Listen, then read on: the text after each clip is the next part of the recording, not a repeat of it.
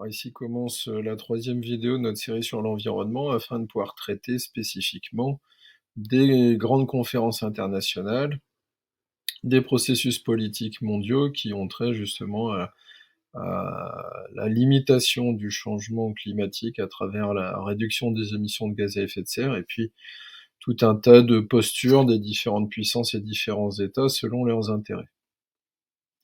Alors la première interrogation qui va nous animer, c'est justement celle qui doit définir si le processus historiquement, il est réellement pour les intérêts humains, c'est-à-dire limiter les dégâts causés par le climat, ou alors pour certains militants et ONG justement pour sauver la planète et les espèces. Il y a clairement des visions différentes qui peuvent s'affronter lors des grandes conférences internationales et c'est notre intérêt de montrer un petit peu comment ça s'est déroulé. Historiquement, on se trouve entre 1970 et 72, notamment en Suède, à Stockholm, une première volonté des Nations unies de réunir des experts scientifiques pour la plupart, pour discuter climat, mais aussi pour discuter éventuellement de l'action de l'homme sur l'environnement en général. Et cette première période va nous amener jusqu'à la création du GIEC en 1988, vers justement le premier sommet pour la Terre à Rio. Alors historiquement, on peut définir 2 temps différents. La première, celle des conférences liées à l'environnement avec la création du programme des Nations unies pour l'environnement qui démarre avec, Stockholm en 1972 et la première conférence mondiale sur le climat en 1979 qui était surtout destinée aux scientifiques et faire un état des lieux sur, les connaissances qu'on avait et l'impact des changements climatiques sur les sociétés. On peut dire aussi que les premières conférences n'étaient pas des événements très médiatisés ou politisés, puis graduellement ça va changer avec la création de la convention cadre des Nations unies sur le changement climatique qui en français donne un acronyme assez facile, la CNUC. On va avoir un processus politique qui va se lancer en même temps que les données scientifiques et le consensus scientifique commencent à se créer avec les rapports du GIEC. Tout ça va nous amener aux questions de COP 21 et de protocole de Kyoto. Alors les COP, le terme qu'on va employer pas mal, ça signifie convention des parties en français.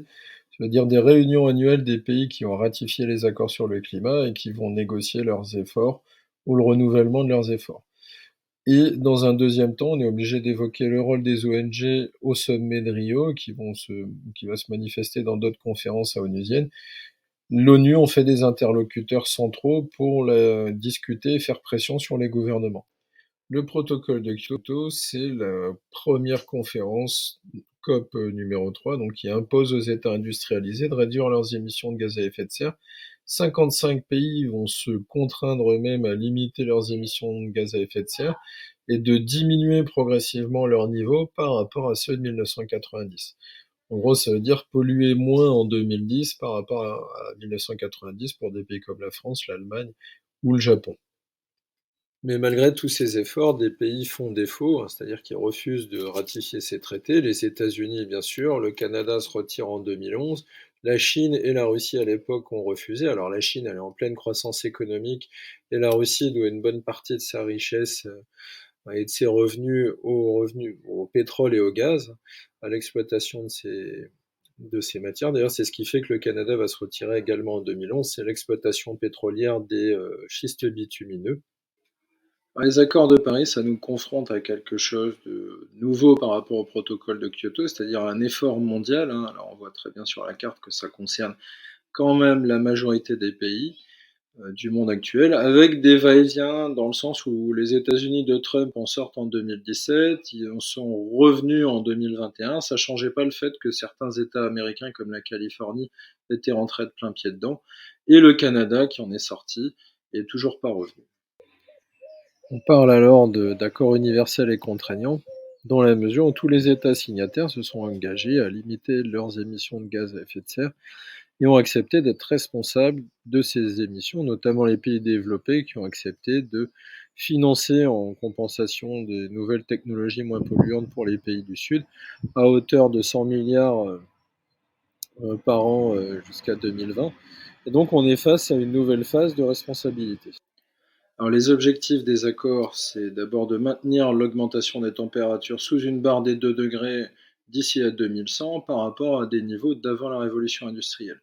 C'est aussi commencer à impliquer les principaux pollueurs, hein, qui sont la Chine, les États-Unis, la Russie et l'Inde. On pourrait rajouter l'Iran ou d'autres pays pétroliers, mais c'est surtout la Chine, les États-Unis et l'Inde qui représentent le groupe. Et obtenir des aides spécifiques pour les pays du Sud pour pouvoir aller vers une transition énergétique aussi pour eux. Alors pourquoi on peut parler d'attentes très différentes selon les acteurs impliqués? Pour les pays du Nord, comme l'Europe, la volonté de limiter les émissions de gaz à effet de serre est réelle et puis passe par l'utilisation de plus en plus de ressources renouvelables et d'énergie renouvelable. L'Amérique du Nord, elle, si on pense au Canada et aux États-Unis, ont été plus réticents, mais ce qui a fait pencher la balance en 2015, c'est la présidence de Barack Obama. On voit que ça change avec Donald Trump en 2017. Alors, en conclusion, pour voir justement ce problème des pays du Sud, il faut bien comprendre que beaucoup estiment que les États du Nord ont un avantage historique, ils ont pu polluer, maintenant eux se retrouvent contraints de réduire leur capacité industrielle pour les besoins justement de la planète. Enfin, c'est pour ça que je mets c'est un processus long et difficile, mais les catastrophes climatiques, aussi dangereuses soient-elles, elles permettent une prise de conscience, au moins dans les États du Nord, en Chine ou en Inde, comme les inondations. Donc on se rend compte d'une certaine manière que les pays les moins développés, les pays africains ou certains pays asiatiques ou même d'Amérique latine, voient un peu les processus comme le protocole de Kyoto ou les accords de Paris comme une menace envers leur développement économique et ça peut créer des tensions. Alors, on aura l'occasion d'en discuter un peu plus par ailleurs dans des dissertations, mais voilà, c'était un peu l'idée de faire le tour de la question.